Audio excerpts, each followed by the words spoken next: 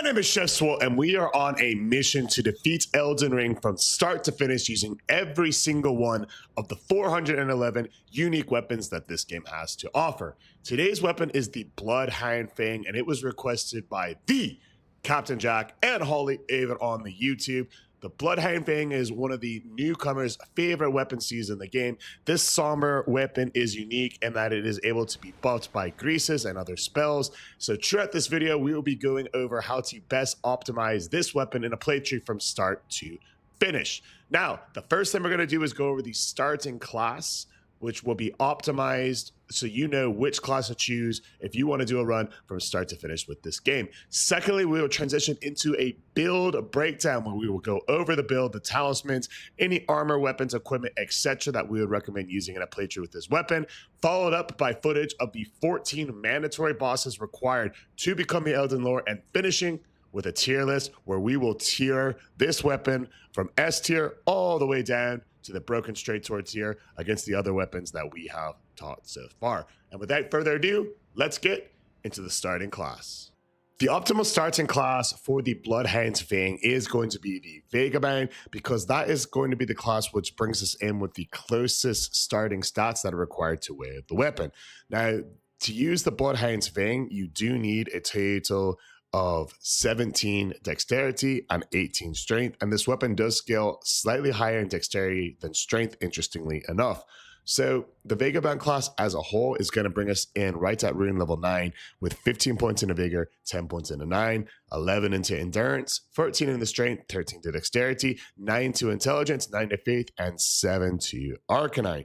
So when you level up this class, you want to first focus on getting those required stats for strength and dexterity. So bring those up to 17 and 18, 17 for dex and 18 for strength. From then on up, you want to go ahead and focus on your vigor, get that to 30 for that early mid-game survivability. Your endurance, you want to get at about 15 so you can medium roll and have enough time to get off your attacks. If you're armorless or if you are wearing armor, get it up to 20 to make sure you keep that medium rolling.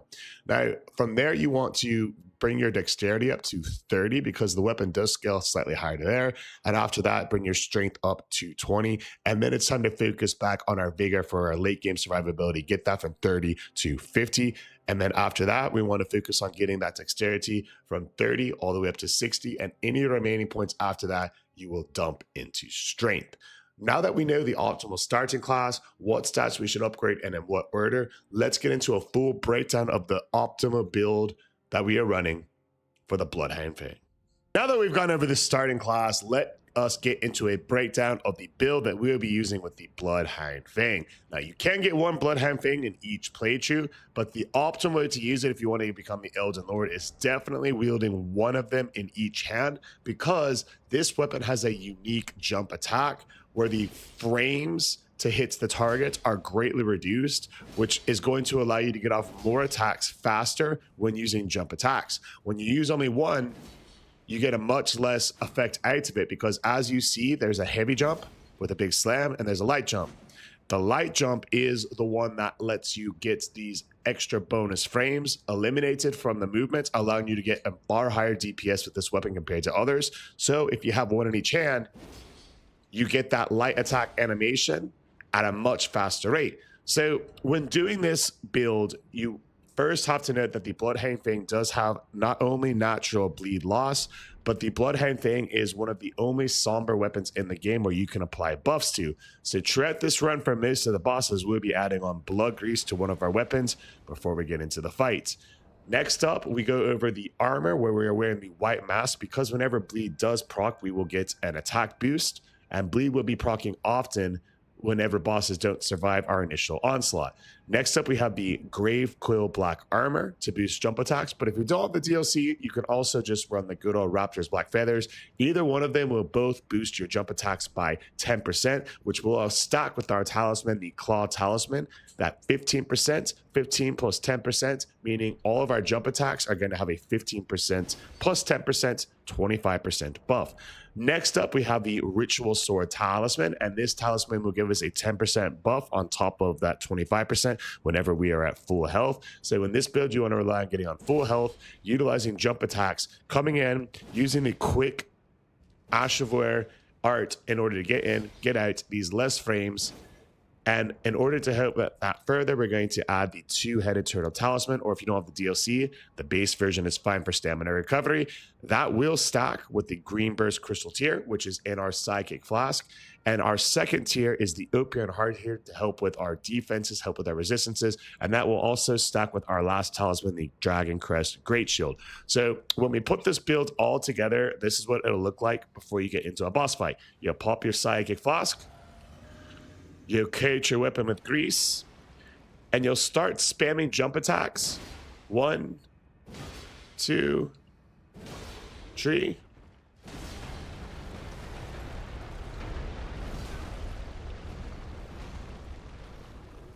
So that's true. All right, let's follow him up on the retreat. He's not going to go anywhere. Please ignore the little bit of lag, and we will be chasing this Beastman Clergyman down. And we see a stagger. We don't need a critical strike. Light attack, jump attack. No worries either way. Tree. And we'll finish him off in the next hits here. So all together, that's what the build looks like. Even with that lag kind of messing up the onslaught of it, you see an absolute complete destruction of the boss as his health bar goes down to 0 extremely quickly. He's only able to get off a couple of attacks on us. And now that we have a breakdown of the build against a random NPC, we're going to see how it works from start to finish against the 14 mandatory bosses, starting off with Margit. So this is going to be the only boss in the run where the build looks slightly different. And that is because we wanted to test out, hey, what's the different damage output between using one Bloodhound Fang with 2? Reason for that is whenever you have 2 weapons, the status buildup is nerfed pretty significantly. So we wanted to see if, hey, are we going to be able to get a lot of blood procs with one Bloodhound Fang and blood grease? The answer ended up being no, as we didn't prop a single one on the Omelet King. So we decided after this one to head over to the dual Bloodhound Fang build, and that's what we're going to see for the rest of the run. We wanted to include this anyways, just so you could see like a comparison and just the incredibly large amount of difference that you're going to get when utilizing 2 of these weapons, and why it is absolutely optimal when using the Bloodhound Fang to run 2, along with this talisman buildup for an incredible jump attack build. Let's get a look at how that works against the next boss, Godfrey. So Godrick, not Godfrey. So many bosses with G's in their name on this run. But that being put aside, Godrick is going to open us up at a much easier pacing because now we have the full build set up. We are using 2 Bloodhound Fangs, which is the optimal way to run this weapon. And you will see why as we dodge to the first attack, and 1 jump attack takes about 20% of his health. But that's not even the best part, as we do miss the row there, but we will see just the devastating buildup. He does go for his flurry attack, so we'll back up and then test out the true fury of this weapon as we skillfully and tactfully get hit by another attack. No worries there, we will bait out the safe window, which is going to be after the slam, come in from the side and hit him with the jump attack. He's almost to half, and now in just 3 hits, he is triggering his transformation, and we get a big blood proc off right as he goes into second phase. So difficulty-wise for this fight, he did transition, so it's not going to be a true 1-on-10, but as long as we can take care of him before he gets an attack off after his transition, which we're able to do, that clocks in at a 2-on-10 for the Bloodhound's Fang against Godrick. When fighting the Red Wolf, you first want to make sure you're at full health, and right before you get into the arena, that's when you want to pop your buffs, your psychic flask, etc., because sometimes you go a little while without getting an open window into this boss. Ideally, you'll trigger the jump attack right when you jump in, but when that doesn't happen and you start shooting magic, you're going to have a little bit of time to set up an attack and try to figure out a way where you can get hit and get out. So with this boss here, we're able to get to 1-2. We're still looking for that open window, and typically that's after one of the charged jump attacks like so, and we see over 50% damage with the Bloodhound Fang, and being able to finish it off in 2 hits before it can hit us a single time results in an absolutely overwhelming victory using the Bloodhound's Fang against the Red Wolf. The difficulty when using this weapon against the Red Wolf clocks in at only a 1 on 10. It took 2 hits to get it done. The boss didn't hit us once. And with that, we're on to the Moon Queen. 2 objectives when fighting Rennala to see the difficulty rating of a weapon in this fight. The first is in phase 1, when you knock her down, in order to get a 1 on 10 difficulty, you must be able to hit her down from the bubble in 1 cycle. Please ignore us missing every single attack right there. And secondly, when phase 2 starts, you want to finish her off before she can get an attack off on you. And that is if you want to unlock the 1 on 10 difficulty in these runs. So step 1, in and out right here, as we are able to get her down and get her defeated before she gets a chance to get back up into the air, meaning so far, so good. Next up, we want to make sure we can take her down without getting hit by any of her magic spam. We easily dodge the first hit. We chase her down as she flees for hit number 2.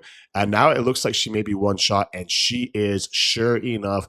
Before she hits us with a single lick of damage, we're over farming on Rennala already. Bloodhound Fang, absolute W weapon here. The difficulty rating is a true 1 on 10. Let's head up to the Atlas Plateau and see how this weapon performs against the Dramatic Tree Sentinel. Alright, this Dramatic Tree Sentinel is quite the drama queen. We're going to pop our Psychic Flask, get up our buff, and see if we can take him down before he really gets a chance to attack us. Start with 1 jump attack, 2 jump attacks, and on the third one, I'm hoping a proc bleed. We didn't quite get it, but we are able to get a 4th one and stagger it into phase 2, recover the stamina slightly. We see 1 attack, we see the follow-up, and now I want to see, hey, can we take this boss down before it gets a chance to get going? A third, 1. We do decide to play it safe, let the lightning attack go, and we are able to take down the Drama Queen before it gets off a single lick of damage. Because of that, the difficulty rating is going to end up being just a 1 on 10. Some of the prerequisites for this perfect rating for any of the weapons in this challenge is going to be, hey, are we able to take down this Dramatic Tree Sentinel before it gets off a single lick of damage? And as you see there, the devastating amount of injury from the blood proc, and then finishing it off, only having to dodge 3 attacks makes it an easy W. Let's rest up, head to the rest of the capital, and discover the Ghost of Godfrey. Right then, so the Ghost of Godfrey does not bleed, so no point in applying your blood grease when doing this fight here. Just pop your Psychic Flask and look for some opening windows to hit him with a jump attack. What we want to bait out is this right here, left, right, and then he has an optional 3rd swipe. That is going to give us a guaranteed window, and we'll see a little bit more of that throughout the fight. We're looking for through the swing, punish with a jump attack, and now we want left, right. We didn't quite get it there, so we're going to stay on his left hip right as you're looking at him for the jump, left, right, optional 3rd, dodge to that, let her stamina up, and punish with the jump attack. And you can see the devastating damage that this jump bail puts off as we get another window to punish, tactically miss him, get him with 1 more jump attack to proc the stagger, and finish off the ghostly weasel with a critical strike. Now, the overall damage outputs with this weapon, being that its frames for jumping are less than most of the great curved sword weapon classes, you see the devastating damage and speed which we're able to take that boss down as we tactfully fall off the route. The difficulty with this weapon against the Ghost of Godfrey ended up being only a 1 on 10. Let's head up to the churn room and see if we can scramble up an Omelet King. So with Margit, you want to stay very aggressive whenever the windows are available, such as the slam with the Holy Hammer. We're able to get one in there, a quick trade. We will go ahead and retreat out in order to keep our health at full HP to maximize the use of the Ritual Sword Talisman. Additionally, it is sometimes alright to trade with this boss because he has certain set windows where he will do different attacks. So we decide to stay aggressive because we know that the Swords of Revealing Light are coming. As soon as they come, we can function there and get in a quick hit as he transitions into phase 2. Now, when phase 2 is in full effect, we can dodge through some of the Cursed Blood, hit a couple more jump attacks, and win the fight against the Omen King before he even gets a chance to get second phase going. We did take a couple of hits, but we took them by design. We weren't trying to dodge the attacks that hit him. We were trying to trade, trigger the animation where he reveals Swords of Revealing Light, followed by his transition. Following this strategy, using the Bloodhound's Ring, the Morgott fight ends up being very simple, a difficulty rating of only a 2 on 10. Let's continue up to the mountaintops of the Giants. Then the first move that you want to do as we get one hit off and immediately proc the broken bandage of the fire giant is attack his left ankle right as you're looking at him. You'll be able to break his bandage, triggering him to roll away and start his fire bending act. Don't worry about that right now. Stay aggressive on him when using your Bloodhound's Fang. And a couple jump attacks later, we will get right into second phase. We do barely have to dodge just really one attack. And then second phase is going to be starting after the next hit. When the fight starts, he's going to lay his hands both down in front of him like a good fire giant. This is a good time to reapply your blood to make sure you're bleeding for as much as first phase as possible. You can get off a couple jump attacks for free on his hands right when the fight starts. And then more than likely, you'll need to be a hasty retreat as he will start his fire breathing act or his volcanic eruption act. Or you can get the best of both worlds and it'll give you a 2-for-1 like you did there. Regardless, you're going to have to retreat for a minute when the fight starts before dodging some meteors en route to getting right back on him and trying to punish him as he sets up his fireball trackers. We're able to get a couple hits on here before we need to hop on the horse, get out of there, of course, because we know that these fireballs are tracking us and we want to go ahead, set them off, and follow him to wherever he retreats to. But the damage is already done. He's really only has about 20% of his giant health pool remaining, and we know a couple more blood procs will do the job. So there's one damage. Follow him on the roll, hop on the horse. We get some kind of interesting RNG where he does a triple roll, but on the second one, he hits a mountain and kind of reflects against us. So that's a bit unfortunate, but we're not going to count that as a kind of penalty for the weapon. It's just kind of a weird thing that sometimes happens with this boss. So as he does a slam attack, we'll be able to dodge right over the beard, hits him again a second time, and one more does the trick. The fire giant is done. The whole fight ended up taking a little under 2 minutes. No damage was taken, minus kind of a funky little double roll into a mountain, but for the most part, a very easy fight. The fire giant difficulty with the Bloodhound Fang clocks him at a 2-on-10. After all the trouble these bosses have given us on some of the poor weapons of this challenger, I'm beating Elden Ring from start to finish with every single weapon. I was looking forward to facing them with a good weapon for a change. The Bloodhound's Fang is everything that you want when facing this boss. It bleeds, it does significant amounts of damage, its attacks lets you get in and out very quickly, and we're able to get a quick punish window in on the round when the fight starts. We do unfortunately get hit with a stumble, a little bit of unluckiness to start the fight, but we'll just regroup. We have damaged the range one, get back up to full, and let him actually chase us. Even though we have a good weapon, we cannot forget the basics when doing this fight. With any weapon, you got to do a better job than I did at the start, keep them separated, and we will put that into work in short order. We get behind the pillar, we bait the skinny one to start working his way that way. Now we can roll forward, punish this, follow it up with another punish, trade him as he goes to second phase, and now because he's one shot, we can line up our hits and finish him off right before he gets the roly-poly fight started. Now, with that damaging blow against that Ryan, when we can now have a one-on-one fight with the skinny of the Godskin there, we'll pull up to full health because when we're at full health, we get a bonus 10% damage, and you see that damage really taken into effect as 2 hits clocks him out, 3 hits knocks him out, and we have plenty of time as the round one spawns in to recoat our Bloodhound's Fang with additional blood damage. So whenever you get both of them out before they get a chance to summon, you get the luxury of waiting a little bit before the game randomly generates one of them. We get the skinnier one. Either way, it's going to be the last time that they get a chance to get this fight going as the skinny one goes down and one more hit ends the fight into the ashes. The Godskin Duo were absolutely devastated by the Bloodhound Fang, one of the easier Godskin fights in the series so far. The overall difficulty rating clocks in at a 1-on-10 with the Bloodhound Fang. Now, a lot of people struggle with Malkeith, but we're going to show you some windows where you can get some guaranteed hits in. After these swipe attacks, as long as you don't get hit with the slam like we randomly did there, you're going to have almost guaranteed window. Another one is when he does his ground drag attack that we just saw there. He sticks his knife in the ground and drags it, twisting towards you. 3 guaranteed hits there, and that lets you stay at full health and keep your damage as high as possible with the Ritual Sword Talisman. 1, 2, 3. This is his chain attack. After the slam, we get a guaranteed free ground attack. We can chase him across the map, get one more hit on him. We barely miss out, but we trigger that chain again, allowing us to get the free hit and head into second phase. When second phase starts, takes 2 steps to the right, 3 steps back. It will trigger his horizontal slash followed by his vertical slash, allowing us to get a massive amount of free hits in him. We can get another jump attack and then a 5th one to finish off Malkeith before he even gets going. This strategy is a great way to take him down using the Bloodhound's Fang and makes the fight quite trivial compared to most Malkeith challenges. The overall difficulty rating of using the Bloodhound Fang on Malkeith for that reason clocks in at a perfect 1 on 10.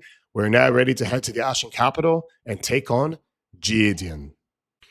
The Gideon fight in these runs tends to range from either a 1 or 2 on 10 to about a 9 or a 10 on 10, just depending strictly on if you can take him down in the first sequence where you get a chance to get a couple of 3 attacks in on him. As you see, we wail on him for 2. He makes a great mistake of trying to heal, allowing us to get another 2 hits in on him. We follow it up with a 5th and final hit, and before this boss even finishing up his preliminary dialogue, we take him down. When it comes to Gideon, as long as you are aggressive and you anticipate him rolling away after the first 2 hits, you can follow up that roll with another jump attack just by heading to where you know the roll will be, as we did here. If you follow these strategies and stay on top of him before he gets a chance to unlock his magic spam, fighting Gideon with the Bloodhound Fang is one of the easier ways to beat him in your times throughout the lands between.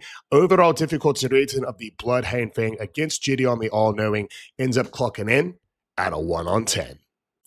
When fighting Godfrey, the first Elden Lord with the Bloodhound's Fang, you want to follow the same strategy as the Ghost, but this time the fight's going to be even easier because unlike his Ghost, this Weasel bleeds and the Bloodhound Fang has innate bleed in it, which is going to be boosted up by the blood grease that we proc before the boss fights using this build. So just like with the Ghost, we want to bait out. That's 1 to attack. He jumps away. We follow it up with a jump attack of our own. We get to the slam, a punishing jump attack, and we trigger out a retreat where we can punish with a 5th jump attack. Take him out. You notice we did not go for the critical strike there because if you critical strike this boss, you do not start at this part of the run, which you want to, as he does his stomping animation following the grab, dodge to it, dodge to the slam, and then finish off the first Elden Lord before he gets a single bit of damage off on you.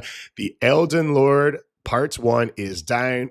Now we need to move upstairs and take on his replacement, Radagon. His difficulty with the Bloodhound Fang ends up being a 1 on 10 as we expose Godfrey, or Fraudfrey, as the true fraudulent that he is.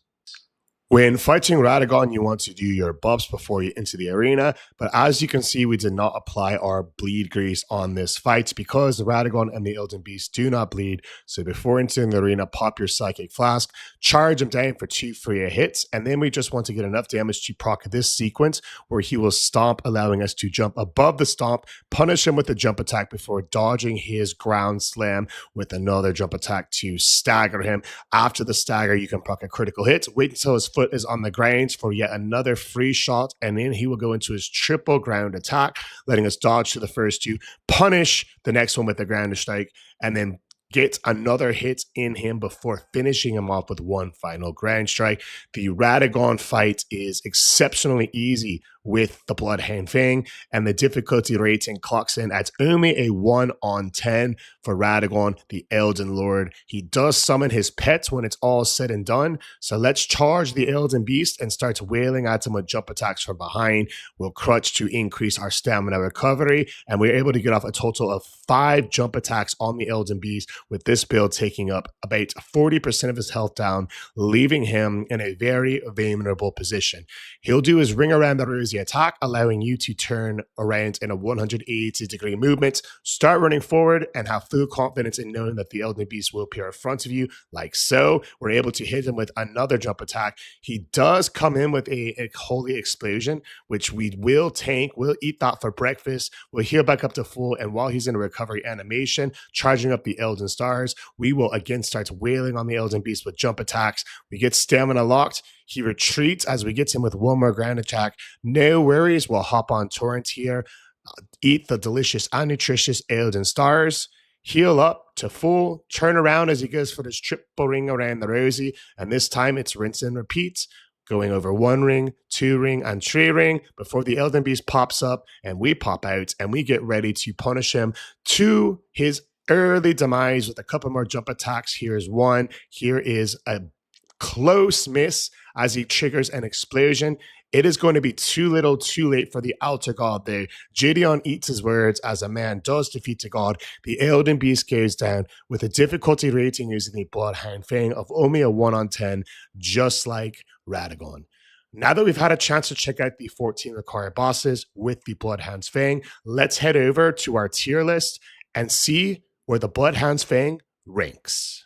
The average difficulty rating on a scale of 1 to 10 using the Bloodhound's Fang in a playthrough from start to finish ends up coming in at a minuscule 1.57 out of 10, making Bloodhound Fang one of the best choices to have by your side as you become the Elden Lord. Its biggest advantage is an excellent combination of high damage, average stagger buildup, average bleed buildup. That coupled with the unique ability that this weapon has to buff it, even though it is a somber weapon, lets you tailor the strengths of this weapon for the individual boss that you're fighting. Boss is weak against lightning, put on lightning grease. Boss can bleed, put on bleed grease. The weapon bleeds, the weapon staggers, the weapon's damage output is amazing, and the weapon ends up an easy choice in the S tier, out-tiering all weapons except for the Beastman's Curved Sword thus far, and an outstanding weapon overall.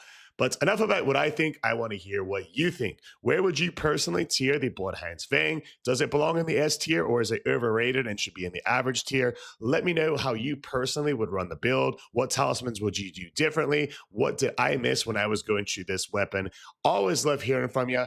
Drop a follow for everything Elden Ring, because we are live every Monday through Saturday evening, doing these runs from start to finish live using all 411 base weapons in the game. And drop a follow for everything Elden Ring tiredness, because until next time, stay maidenless.